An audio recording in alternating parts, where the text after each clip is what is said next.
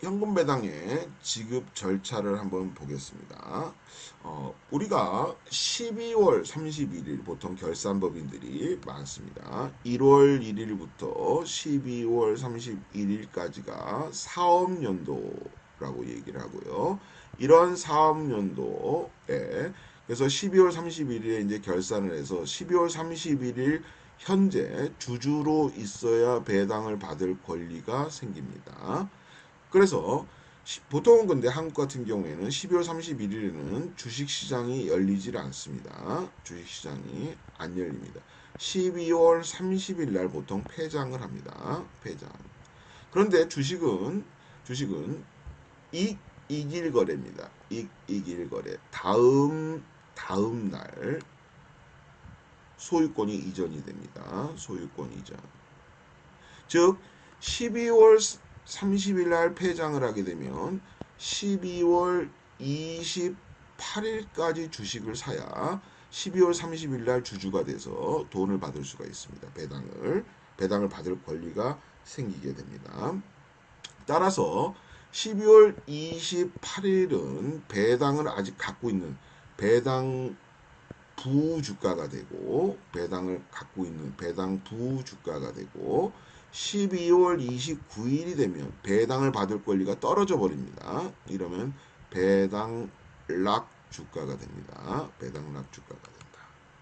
따라서 배당 락일은 12월 29일이 되는 거고 배당 기준일은 12월 30일이 되는 겁니다. 원래는 12월 31일인데 12월 31일은 폐장일, 주식시장이 안 열린다는 얘기죠. 따라서 12월 30일이 배당 기준일이 됩니다. 그리고 나서 한 1월 말이나 빠르면 12월 1월 초에도 예정 배당을 공시하는 경우도 있지만 대체적으로 예정 배당을 1월 한 말 정도 이사회를 통해서 배당을 얼마 하겠다라고 이 주주총회는 3월 한 2일경에 합니다. 네, 보통 3월 2일경에 주주총회를 합니다. 왜냐하면 결산일로부터 즉 12월 31일로부터 60일 이내에 보통 이 재무제표 같은 것들을 이제 공시를 이렇게 예정되는 것을 그래서 하기 때문에 주주총회는 3월 2일 정도에 에서 3월 2일에서 3월 9일 사이 뭐 이렇게 한 주 정도 그래서 여기서 좀 끊고 또 이어서 강의를 하겠습니다. 자, 지난 시간에 이어서 보겠습니다.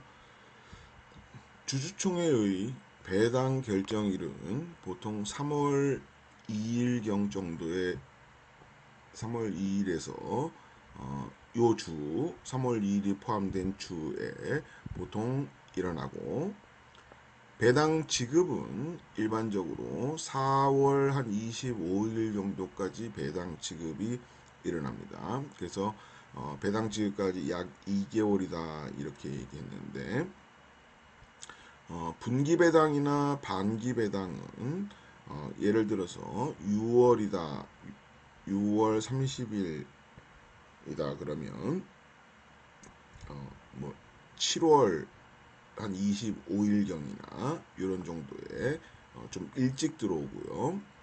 일반적인 배당들은 3월 초에 배당 결정을 하게 되면 배당 지급을 4월 한 25일 정도까지 이렇게 하게 됩니다. 한국의 경우는 그렇고 미국의 경우는 배당 공시를 하고 나면 배당락이 일어나고 배당 기준일로부터 배당 지급이 2주 내지 3주 정도로 굉장히 좀 빠른 편입니다. 예, 그렇고요. 한국 같은 경우에는 이렇게 배당에 대한 결정을 주주총회에서 승인을 거쳐서 하지만 미국 같은 경우에는 배당의 결정 주체가 이사회입니다. 이사회. 그래서 이런 이사회에서 배당을 결정하기 때문에 아무래도 더 좀 신속하게 배당을 많이 지불을 하고요. 미국 기업들이 한국 기업에 비해서는 배당에 대해서 상당히 신경을 많이 쓰고 배당하는 재원도 상당히 많습니다. 그래서 미국 쪽이 훨씬 더 배당에 대한 고려가 더 많다 이렇게 생각하시면 될 것 같고요. 보통 배당 기준일 전에 배당 락이 되고 이렇게 되면 배당 확정 전에 보통 배당 락이 되기 때문에 배당 락 이후에 주식을 사는 사람, 배당 락 이후에 주식을 사는 사람은 배당을 못 받죠. 그런 사람들을 우리가 신주주다라고 얘기를 하게 되면 구주주, 배당 기준일 지나서 바로 주식을 파는 사람, 이런 사람은 구주주다라고 얘기를 한다 그러면 이 구주주와 새로 주식을 또 매입한 신주주 사이에 이해상충의 문제들이 일어날 수도 있다. 신주주는 배당을 받을 수가 없기 때문에 이러한 현상이 일어난다라고 생각하시면 될 것 같습니다. 우리 교재 272페이지에 보면 재무산책으로 중간배당과 현물배당에 대해서 써 있습니다. 최근에 한국 기업들은 중간배당을 많이 도입을 하면서 중간배당에 대해서 6월 30일, 12월 말 결산법인의 경우에 6월 30일을 기준으로 해서 중간배당을 지급을 하는 경우들이 많이 있습니다. 분기배당도 있고요.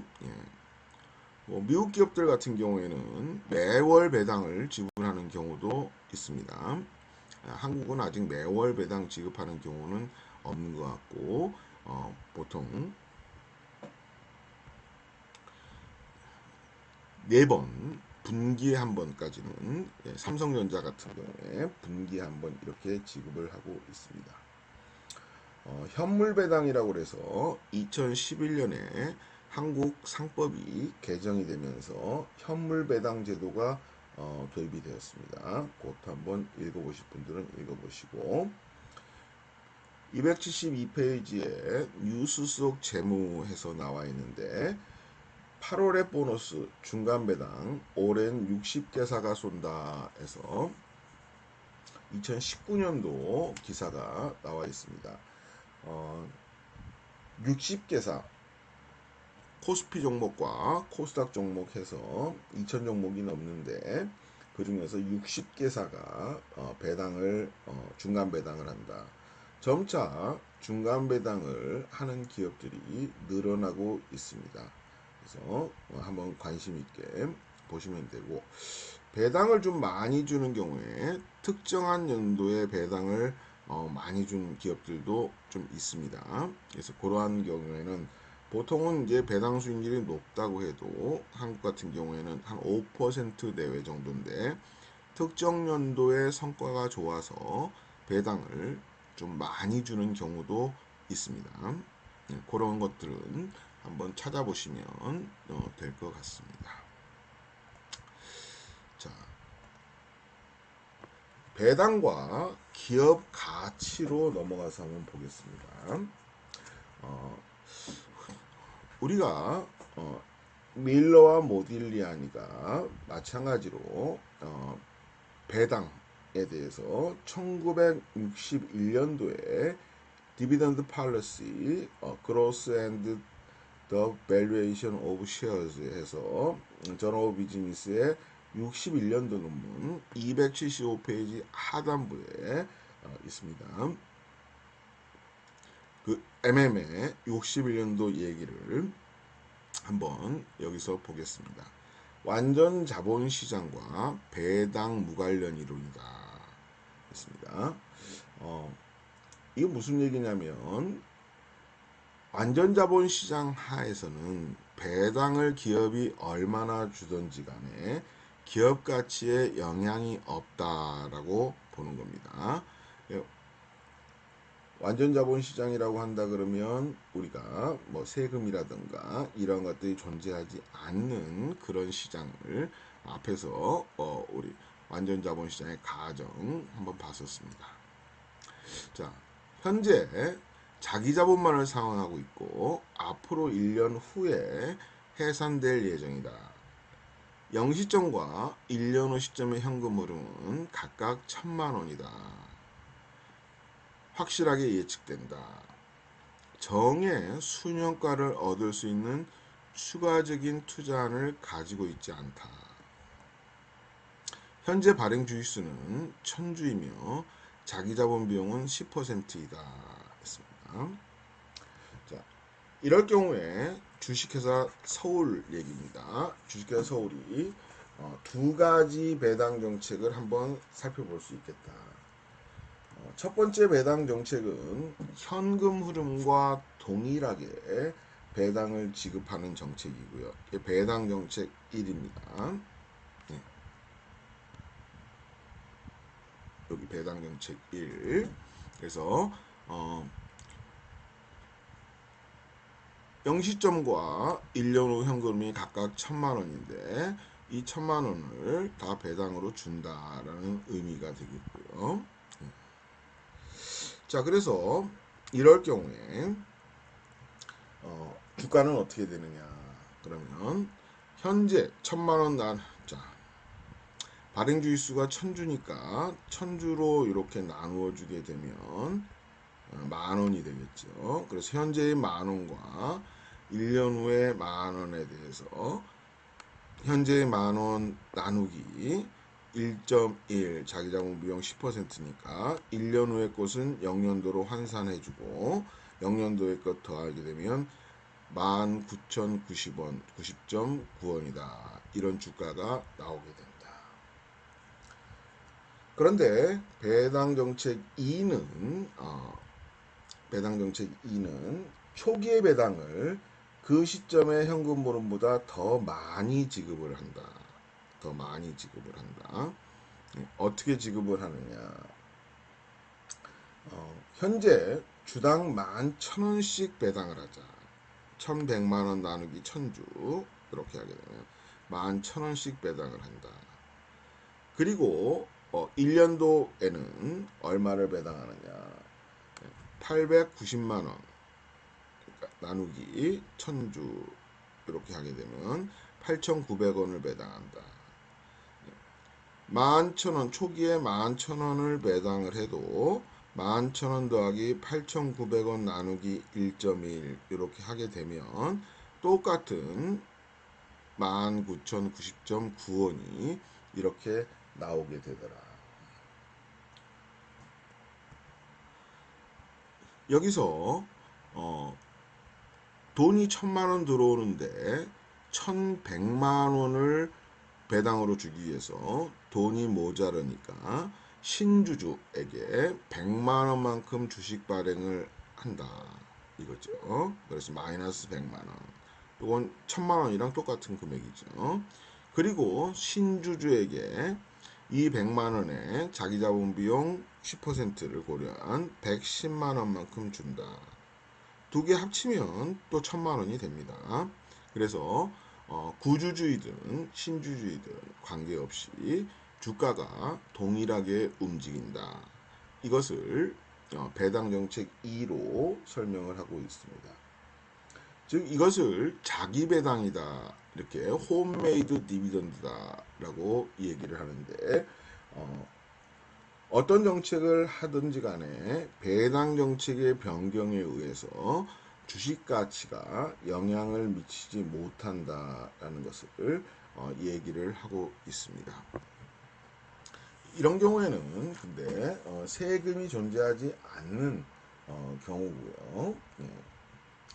즉 주주들이 자신의 취향에 맞는 배당 수준을 스스로 조정할 수 있다. 이게 이제 자기 배당의 논리인데요. 주주들이 자신의 배당 정책, 기업의 배당 정책과 상이한 배당을 선호한다면 주주들이 주식을 매입하거나 매도함에 따라서 배당을 스스로 조정해 나갈 수가 있다. 이런 것을 우리는 자기 배당이다라고 표현을 합니다. 이것에 대한 예제를 한번 살펴보겠습니다. 예제 8-1 배당과 기업가치의 무관련성. 태평 주식회사는 주당 만원 하는 주식을 10만 주 발행하고 있으며 현재 주당 500원의 배당을 실시할 예정이다. 세금이 존재하지 않는 완전 자본시장을 가정하여 다음의 물음에 답하라. 배당을 실시할 경우 주가는 어떻게 되겠는가 했습니다. 배당을 실시하면 현재 주당 만원은 배당 부주가입니다. 배당을 포함한 주가다. 여기에서 배당 500원을 주고 나면 배당락 주가가 되는데 이 배당락 주가는 만원에서 500원을 차감한 9,500원이 된다라는 거죠. 1번의 답입니다. 배당을 실시하지 않은 배당을 실시하지 않을 경우 주가는 어떻게 되겠는가? 당연히 주가는 변동이 없이 주당 만원이 되겠다. 그래서 배당을 실시하게 되면 9,500원이 되고 배당을 실시하지 않으면 만원이 되겠다. 이런 얘기가 되고요. 현재 이 회사는 2억 원이 소요되는 투자안을 고려하고 있다. 태평 주식회사가 순이익 1억 원을 보유하고 있다가 주당 500원씩 배당하였다면 이 회사는 투자안의 자본 조달을 위해서 신주를 몇 주 발행하여야 하는가 했습니다. 1억 원을 가지고 있었으니까 1억 원에서 500원씩 배당을 10만 주에 대해서 했으니까 5천만 원이 남았고요. 2억 원에 대해서 2억 원을 조달해야 되는데 5천만 원을 0.5억 그래서 1.5억을 추가적으로 조달해야 되겠다. 그런데 배당을 했으니까 9,500원으로 주가가 배당락이 됐죠. 따라서 1.5억 나누기 9,500원 이렇게 하게 되면 15,790주를 신주를 발행해야 되겠다. 이런 얘기가 되겠습니다. 아주 간단한 예제를 한번 살펴보았습니다. 자, 방금 봤던 MM의 배당 관련 이론, 배당 무관련 이론은 완전 자본 시장을 가정을 했기 때문에 현실적으로 맞지가 않습니다. 그러나 이제 우리가 현실에서는 세금이 존재를 하고요. 또 발행 비용 같은 것도 존재를 합니다. 그래서 저배당 정책을 선호하는 경우가 있고 고배당 정책을 선호하는 경우가 있습니다. 자, 저배당 정책 선호에 대해서는 어떤 경우에 주주들이 저배당 정책을 선호하느냐. 한국 같은 경우에는 배당소득 세율이 14%입니다. 그리고 여기에다가 주민세가 또 10%가 붙습니다. 그래서 1.2를 곱하면 15.4%인데 상장 주식 같은 경우에는 상장 주식을 사고 팔았을 때 자본 이득세율 요것은 증권회사에 납부하는 매도와 관련된 수수료, 특히 매도와 관련된 수수료는 0.025% 이런 정도밖에 안 됩니다. 그리고 증권거래세라 그래서 0.25%의 증권거래세가 있는데 이렇게 해봤자 0.275 정도밖에 안 됩니다. 퍼센트로. 즉 자본이득세율보다 배당소득세율이 월등히 더 높습니다. 그래서 세금 때문에 저배당 정책을 선호를 하게 됩니다. 세금이 이렇게 배당소득세에 대해서는 세금이 더 많이 부담이 된다. 그래서 저배당 정책을 선호하는 경우도 있다. 두 번째는 발행 비용. 기업이 현금 배당을 지급을 하게 되면 새롭게 자금을 조달하기 위해서 신주를 발행하게 되고 신주에 대한 발행 비용이 기업의 입장에서는 높다. 그래서 이렇게 발행 비용은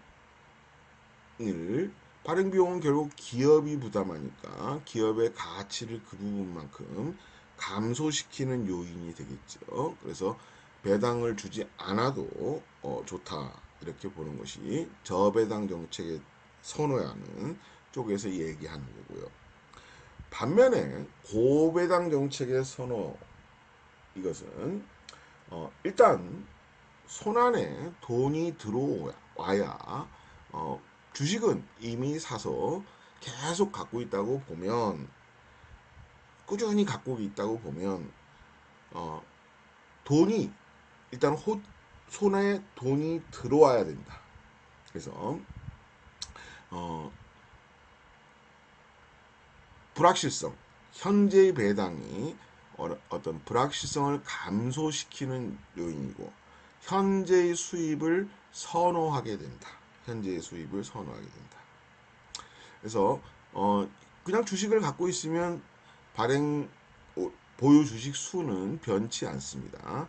그래서 돈이 들어오게 되면 그 돈은 공짜로 인식을 이제 하게 되는 거죠. 그래서 많은 주주들이 미래의 어떤 수입보다는 현재의 수입, 호주머니에 돈이 들어오는 것을 선호를 하게 된다. 그래서 이렇게 현재 수입을 선호하기 때문에 고배당 정책에 선호를 하게 된다. 이런 주주들도 있고요.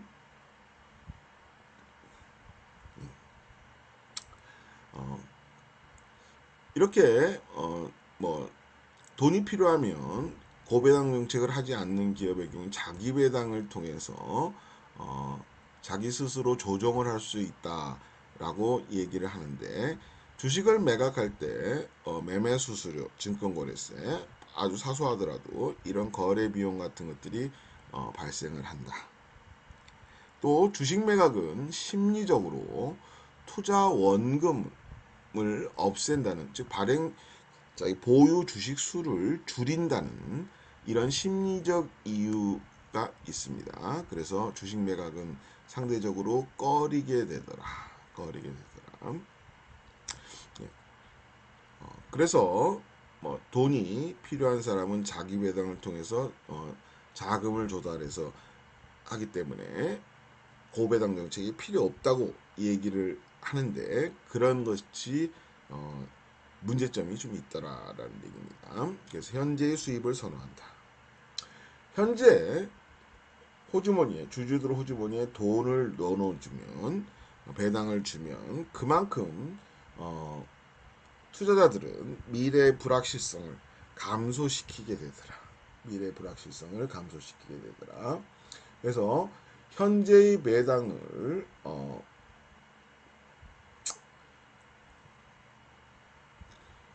선호하게 되고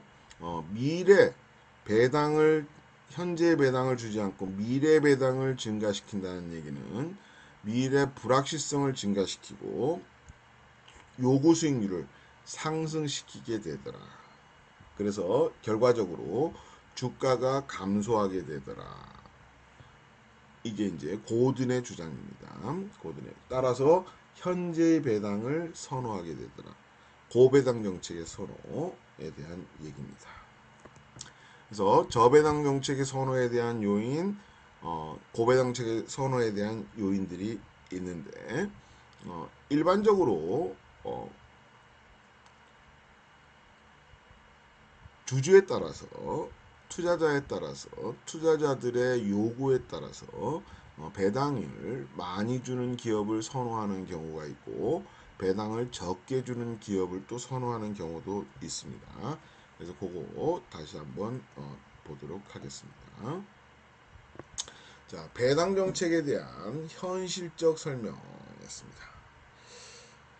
자, 저배당 정책과 고배당 정책 선호에 대한 요인들을 살펴봤는데 아직 이런 것이 배당 정책 문제는 해결되어 있지는 않습니다. 그래서 배당 정책에 대해서 그래서 다른 어떤 요인들을 한번 살펴보면 자, 배당에 정보 효과가 있다.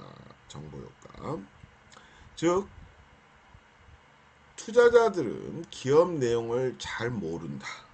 기업 내부의 경영자들이 기업 내용을 잘 안다. 그렇죠. 그래서 기업 내부의 경영자들이 배당을 증가시킨다. 그러면 미래에도 배당을 꾸준히 유지한다고 한다면 한번 배당 증가는 계속된 배당 증가를 유지를 최소한 할 것이다. 그것을 좋은 뉴스로 받아들인다. 경영자보다는 일반 투자자들은 회사 내부의 정보에 약합니다. 경영자가 회사 내부의 정보를 더 많이 가지고 있죠. 그것을 우리는 정보의 비대칭성이다. 경영자의 정보의 양이 일반 투자자의 정보 양보다 훨씬 더 많더라. 따라서 경영자가 배당을 증가시킨다는 얘기는 미래에도 기업 내용이 좋아지고 기업의 이익이 커지고 배당 성향이 일정하다고 하면 배당의 증가를 꾸준히 유지한다. 그럴 자신이 있다. 따라서 이것을 좋은 뉴스로 받아들인다. 주가가 그래서 상승을 한다. 이런 얘기고요. 배당을 꾸준히 유지하려고 하는데 일시적으로 배당을 떨어뜨리게 되면 앞으로도 떨어진 배당이 유지된다고 본다. 따라서 배당의 감소는 나쁜 뉴스로 받아들인다. 그래서 주가가 감소를 오히려 하게 되더라. 이것을 우리는 시그널링 이펙트다라고 얘기합니다. 신호 효과, 신호 효과. 그래서 주가는 배당 정책 자체에 의해서 변한다기보다는 배당이 늘거나 줄거나 이렇게 하면서 배당이 늘면 굿뉴스, 주가 상승, 배당이 줄면 배드뉴스, 주가 하락, 이런 정보 내용에 의해서 변한다라고 보는 것이 배당의 정보 효과에 대한 설명입니다. 배당의 정보 효과. 두 번째로는 고객 효과다 했습니다. 이런 고객 효과라는 것은 뭐냐? 모든 투자자들이 기업의 배당에 대해서 동일한 태도를 가지고 있지 않다. 예를 들어서 한국 같은 경우에는 뭐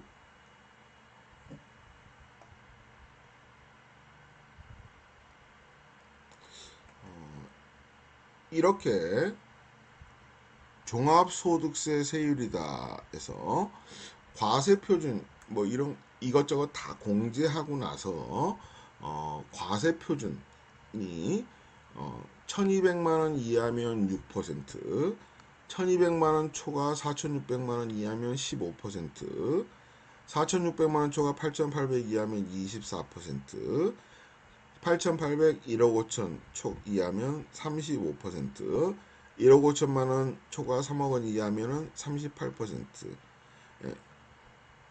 요 추가적인 거에 대해서 계속 세율이 증가하는 겁니다. 3억 원 초과 5억 원 이하 그러면 또 40%, 5억 원 초과 10억 원 이하 42%, 10억 원 초과하면 45%. 그래서 10억 원을 초과하는 부분에 대해서는 결국 최대 45%까지 이렇게 세율이 차등적으로 누진 과세가 되고 있습니다. 따라서 고소득층, 예, 한국 같은 경우에는 이 종합소득세에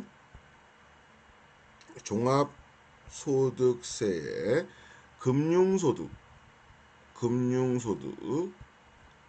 금융소득이라 하면 이자소득과 배당소득인데, 이 이자소득과 배당소득이 연간 2천만 원을 초과하게 되면 이 금융소득을 종합소득세에 합산해서 과세를 하게 됩니다.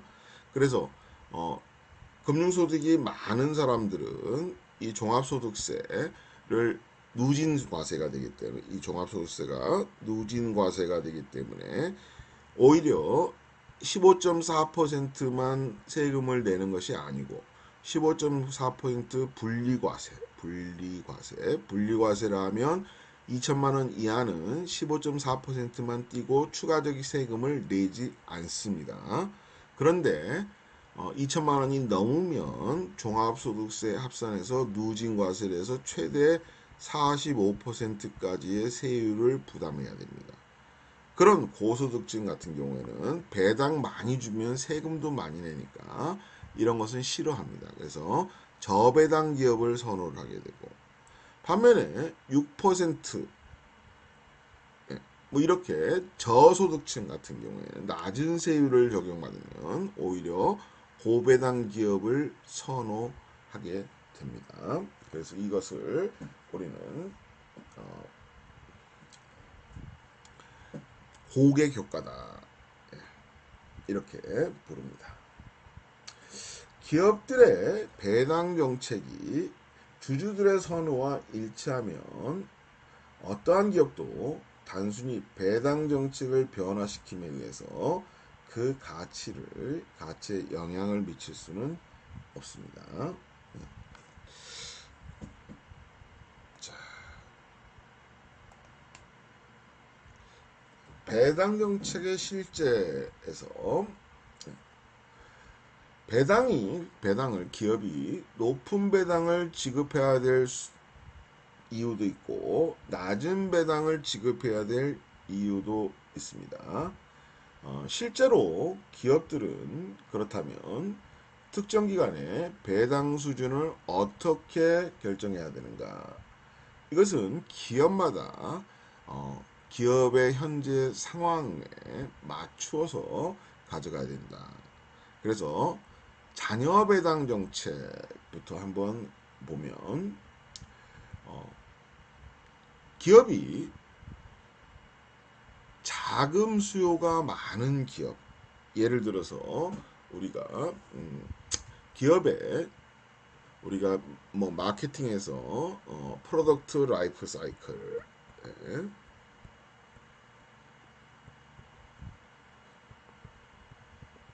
PLC 이렇게 부르죠. 도입기, 성장기, 성숙기, 쇠퇴기를 이렇게 거친다. 이거는 제품에 대해서인데 기업도 도입기, 성장기, 성숙기, 그리고 성숙기가 꾸준히 이렇게 성장률이 둔화되는 형태, 이러한 형태로 보통 가게 됩니다. 그래서 도입기나 성장기 쪽에 도입기, 성장기, 성숙기 이렇게 되는데, 도입기나 성장기에 있는 기업들은 자금 수요가 많습니다. 새로운 사업에 투자를 하고 지속적인 시설 확장을 해야 되고, 그렇기 때문에 그러면 새로운 자금을 조달하기 위해서 배당을 많이 주게 되면 결국 추가적인 자금 조달을 위해서 신주를 발행을 해야 되는데, 이 신주를 발행을 할 때 많은 발행 비용을 발생시킵니다. 그래서 신주 발행을 최소화시키는 목적을 갖는다면, 즉 내부 자금 중에서 새로운 투자에 지출하고 남는 부분을 배당으로 주자. 남는 부분을 배당으로 주자. 그래서 고속성장 기업들의 같은 경우에는 저배당 정책을 선호를 하고요. 배당을 적게 주고. 반면에 성숙기에 접어든 기업들, 이런 경우에는 고배당 정책을 선호한다. 자금 수요가 별로 그렇게 많지 않고 새로운 사업을 하는 것보다 현재 사업만을 쭉 유지하려고 하는 기업들, 우리 앞에서 한국 기업 중에서 한국 쉘석유 이런 기업을 한번 얘기했습니다. 배당 성약이 거의 90% 내외로 굉장히 높습니다. 이런 기업들은 배당을 그만큼 많이 준다는 얘기죠. 성숙기에 접어든 기업입니다. 그래서 고배당 정책을 선호한다. 이게 자녀 배당 정책에 대한 얘기입니다. 두 번째로는 배당의 안정성에 관련된 얘기입니다. 자, 기업들이 많은 기업들이 타겟 디비던드 목표 배당을 정해서 주당 배당금을 일정하게 유지하려고 하는 성향이 있습니다. 어떻게 유지를 하려고 하느냐?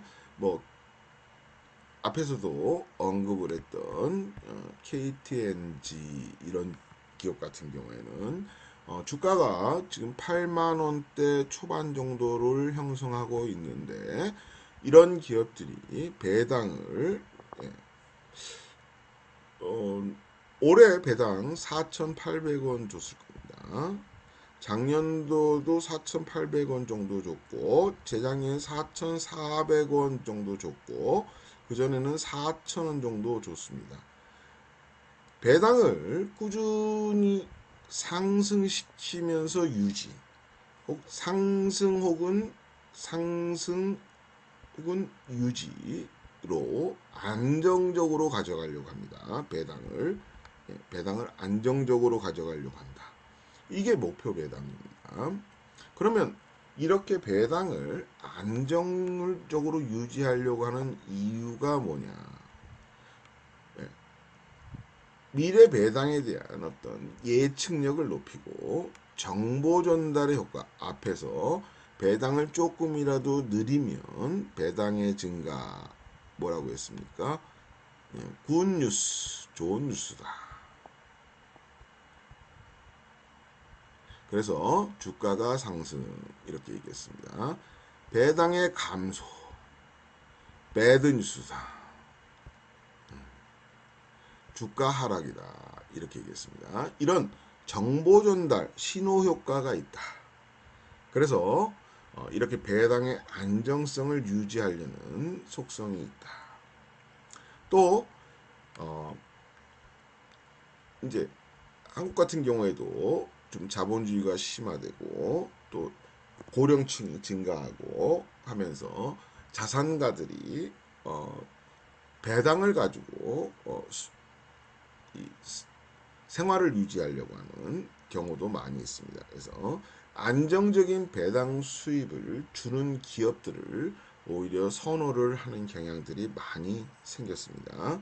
그래서 안정적인 배당 수입을 제공하기 위해서 배당의 안정성을 가져간다. 또 기관 투자자들이나 연기금들이라든가 연금기금, 뭐 국민연금 같은 경우도 있고요. 각종 사학연금이라든가 공무원연금이라든가 각종 기금들이라든가 이런 데들은 안정적인 투자, 주식을 통해서 안정적인 투자를 해야 되는데 배당이 들쭉날쭉하면 좋지 않다는 거죠. 즉 미래 기대되는 현금 흐름에 대한 확실성을 제공하기 위해서 배당을 안정적으로 가져간다. 그래서 배당을 꾸준히 유지하거나 증가시키고 확실한 것이 없으면 증가를 안 시킨다. 기타의 고려사항에 첫 번째로 법률상의 제한이 있습니다. 우리나라 상법에서는 이익준비금이라는 게 있습니다. 이익준비금.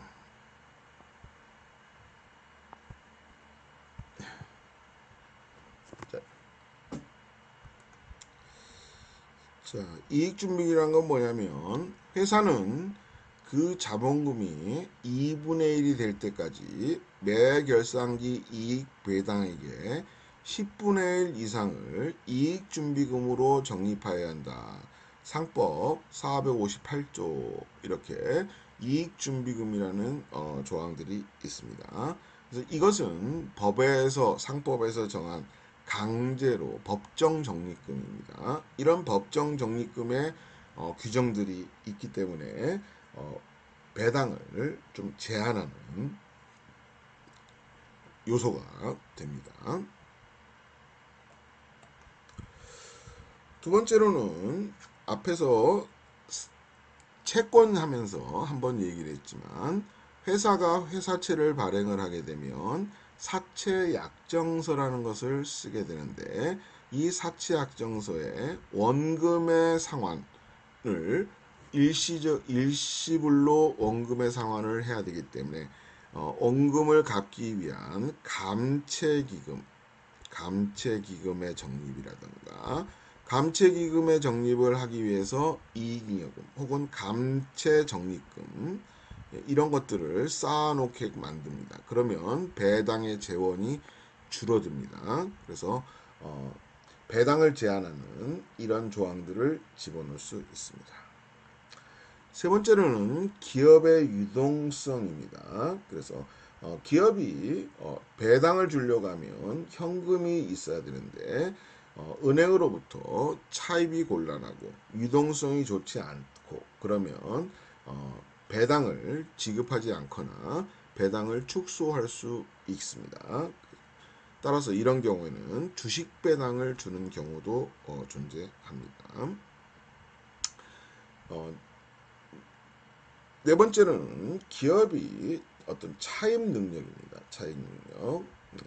기업의 차입 능력이 크면 자금 사정의 융통성이 커지면서 현금 배당의 가능성도 좀 증가를 하게 됩니다.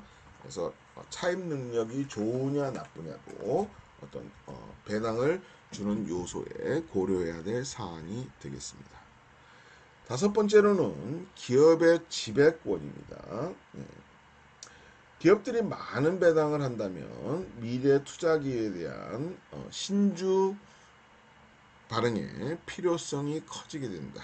신주 발행을 하게 되면 새로운 외부 주주를 받아들여서 기존 주주가 자기 지분 비율에 따라서 신주를 인수하지 않으면 그만큼 자신의 지분율이 감소되는 결과를 초래할 수도 있습니다.